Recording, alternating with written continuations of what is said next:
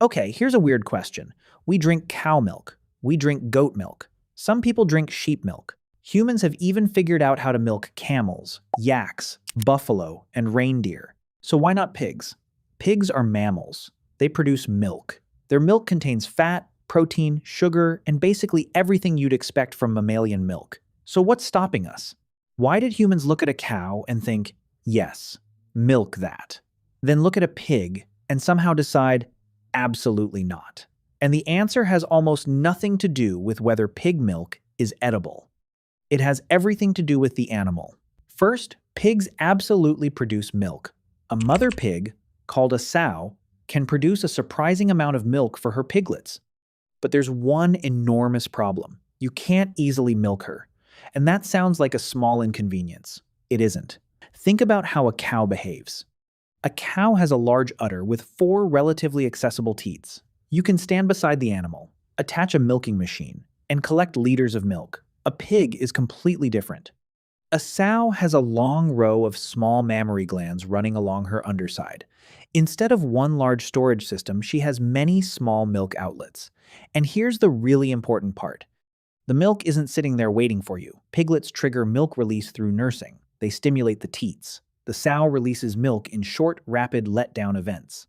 The entire system is designed around one thing: a group of hungry piglets attacking the milk supply at the same time, not a human standing beside her with a bucket. A piglet can nurse from a particular teat. Another piglet has another one. They compete. They establish positions.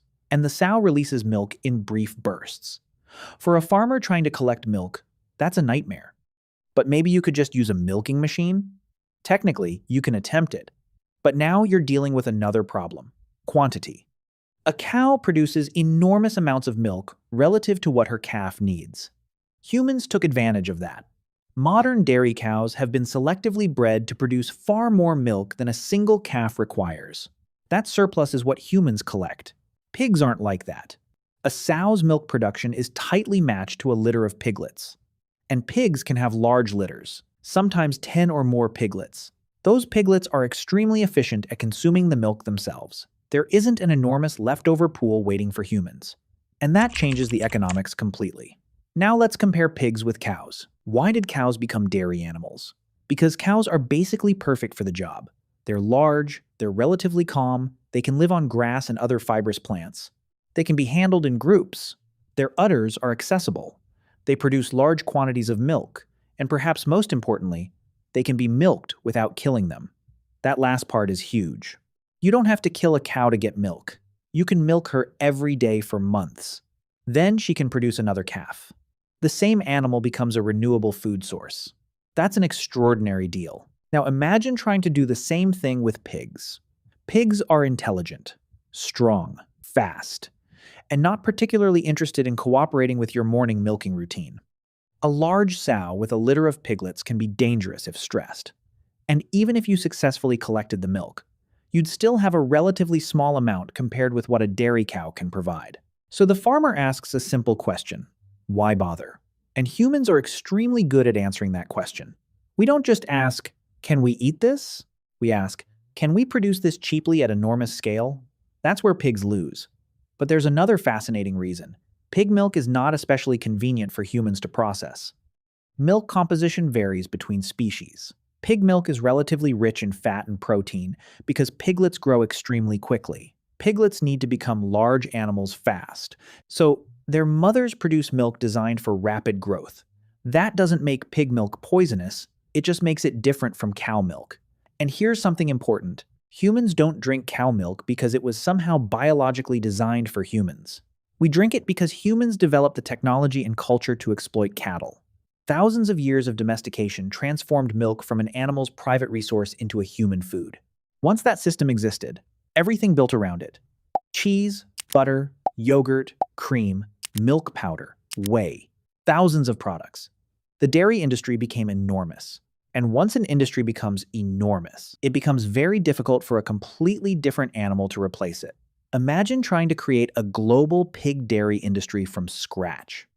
You would need specialized breeds, specialized milking equipment, specialized handling systems, processing facilities, transportation, new recipes, new consumer habits, and you'd still be competing against cows that already produce huge amounts of milk efficiently. There is simply no reason to make the switch. Now, here's where history gets interesting. Humans actually experimented with many different milk-producing animals: cattle, goats, sheep, camels, buffalo, yaks, mares, reindeer, donkeys. Even some wild animals have been milked by humans in particular circumstances. So why did these animals succeed while pigs didn't? Because domestication isn't random.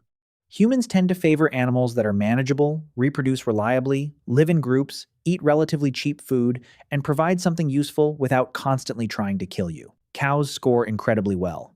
Goats score incredibly well. Sheep score incredibly well. Pigs, they're fantastic for meat, but terrible candidates for dairy farming. And this reveals something fascinating about domestication. The animals humans domesticated weren't necessarily the animals with the best food. They were the animals with the best combination of biology and behavior. A pig can produce milk. But producing milk isn't enough. The animal has to make the milk accessible. And that's where the pig fails spectacularly. There's also a cultural factor. Once humans began associating certain animals with milk, those traditions became deeply established. In Europe, cows became dominant. Around the Mediterranean, goats and sheep became important. In parts of Africa and Asia, people developed traditions around cattle, camels, and other animals. People didn't need every possible milk source. They needed reliable ones. And once a community had one, there was little incentive to experiment with something much harder. Now, imagine the prehistoric farmer making the decision. There's a pig nearby. It has a litter of piglets. You could spend hours trying to collect a small amount of milk from an angry animal, or you could walk over to your cow and collect several liters. The decision isn't exactly difficult. So, we don't drink pig milk, not because it's impossible, not because it's automatically dangerous, and not because humans somehow can't digest it. We don't drink it because pigs are terrible dairy animals. Their anatomy makes milking difficult. Their milk is produced in short nursing bursts. Their piglets consume most of it. The amount available for humans is relatively small, and pigs are far more economically valuable to us as meat-producing animals. Meanwhile, cows are basically the opposite. Easy to handle, easy to milk. Large udders, huge milk production, calm enough to manage, and capable of producing milk repeatedly. So humans didn't look at every mammal on Earth and randomly choose cows. We tested nature's options over thousands of years, and cows happened to be one of the best answers.